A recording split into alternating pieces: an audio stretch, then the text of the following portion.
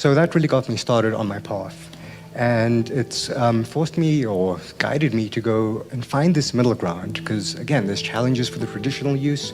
Recreational use is difficult for people, so what's in the middle? Something has to be in the middle. So, searching for this middle ground, I have started to do guided Salvia therapy sessions. And what I'd like to do is give you talk a little bit about my method that's both accessible and therapeutic. So the first thing I'll say to anyone doing Salvia is to always have a mature sitter. If you want to find out how not to guide, it's look at anyone smoking Salvia on YouTube with their friends, and then you'll see how not to be a good sitter. So a mature sitter, what the mature sitter needs to do is they need to sit down, be quiet, don't say anything. The main job for them is to just make sure that you don't get up and start walking around and hurt yourself. And also, if you do get scared and you think you're going to be stuck in the Salvia realm forever, let them know that they should let you know, hey, you smoked some Salvia and it'll be over soon. The set and setting is to have undisturbed still silence and darkness. You really want to be able to not have any disturbing noise around you because your hearing gets a lot more sensitive with Salvia, and darkness, light becomes kind of intrusive as well. You want to meditate and set an intention before ingesting Salvia. I'll stress meditation more than setting the intention because sometimes you cannot be too fully sure what your intention is, but then when you're in Salvia space, your intention can be made very clear to you very pragmatically. But meditating beforehand makes a big difference. And it can be a simple meditation, something as simple as 10 slow, deep breaths.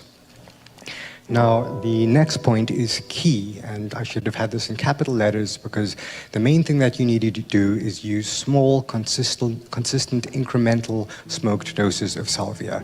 Don't load a big bowl and smoke a large bowl of extract. Load a bowl, smoke it, see what happens. Load a bowl, smoke it, see what happens. Slowly, incrementally step yourself with baby steps into the Salvia space. And while you're doing that, you need to continuously track the experience, both with respect and curiosity.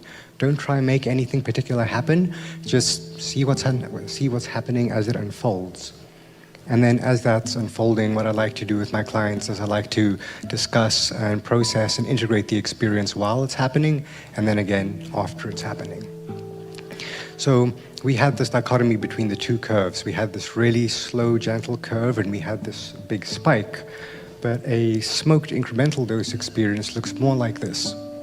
So you can start and have the first little smoked bowl, and it can take you up to about a level of 1 or 2 of intensity.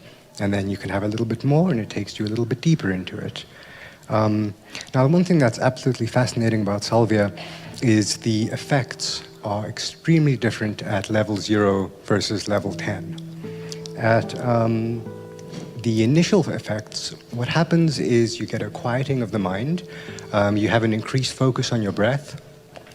By that I mean that your breathing just becomes a lot louder in your head, and it becomes more pleasurable to be focusing on your breath. You feel a really remarkably wonderful physical relaxation at these lower levels. It feels as if someone explained it to me sometime as if their muscles were letting go of their skeleton. There was just like a deep sinking in. And you can also have a feeling of physical tingles all over your body. Those physical tingles are the energy of Salvia starting to work. And when those start to happen, that's when you don't need to figure it out and you don't have to do anything with it. Just be like, oh, I'm feeling some tingles over here, and be curious and see where it wants to lead. At a deeper stage, you can go to a state of very deep meditation. If you've ever sat and meditated for a long time and gotten to a very deep state of meditation, this is the place that Salvia can take you to very easily and very quickly. It gives you an extreme clarity of thought. What I mean by clarity of thought is all the background chitter-chatter voices that are always chattering in your head become completely silent, as if they were never there, and you're only left with a few thoughts. And the few thoughts that you're left with are usually some key things that you need to be focusing on in your life. Salvia is very pragmatic. You can come to it with pragmatic questions and get pragmatic answers right back. Now, this is when you start to feel what's called Salvia gravity. You feel these forces pulling on you and pushing on you.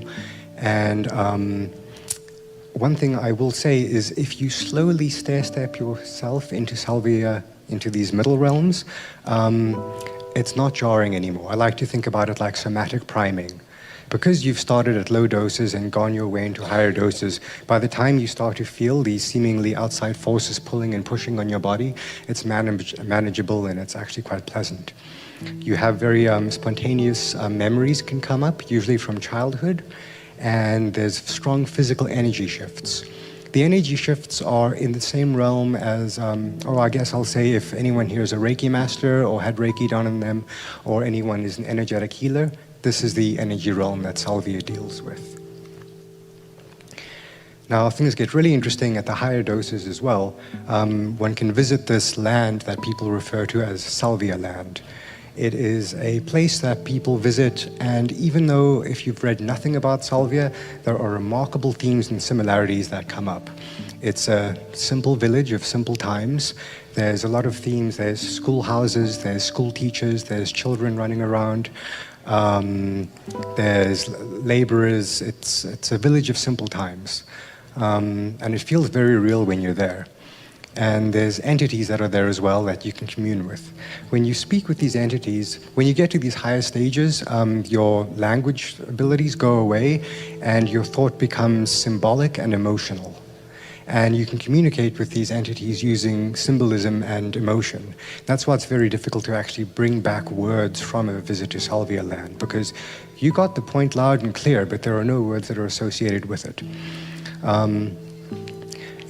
There's many stories I could tell about a time that I was in Salvia land, but there's this one particular time that sticks out. I was standing there and I had arrived in Salvia land, and these entities, two little spirit girls, ran up to me and they were excited and they said, "Oh, you're back. What was it like? What was it like?" And what they meant was, what was it like when you were alive on Earth? And people have referred to Salvia as the land of the dead. It's the place that one's souls go and always are. There can be radical shifts in your consciousness, physical boundary dissolution, so you no longer have a body and you become the chair, the room, the sky, the world. You can become as big as the energy fields from within you radiate out, and again you can become inanimate. Again, if you slowly work your way into Salvia space, this isn't very scary.